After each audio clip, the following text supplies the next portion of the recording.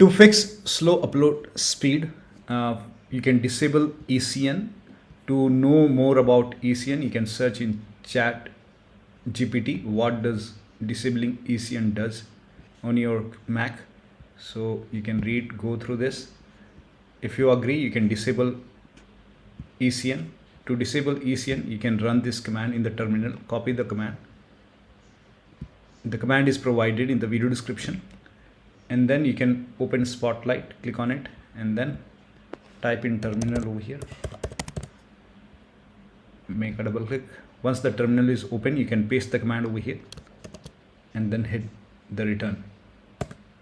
Now it will be asking for your Mac password, so enter your Mac password over here. You won't be able to see it when you type in, and then hit the return key once again.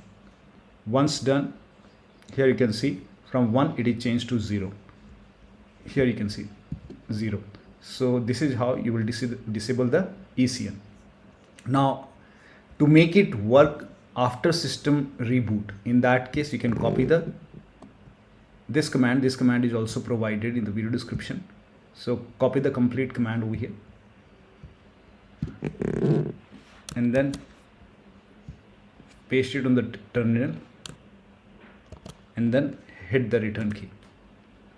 If it is asking for your password, enter Mac password, and then you have to restart your Mac. Restart is must. So restart your Mac, and after the system restart, you should be able to check the speed, and the speed should improve. This has worked for many users, so it might work for you.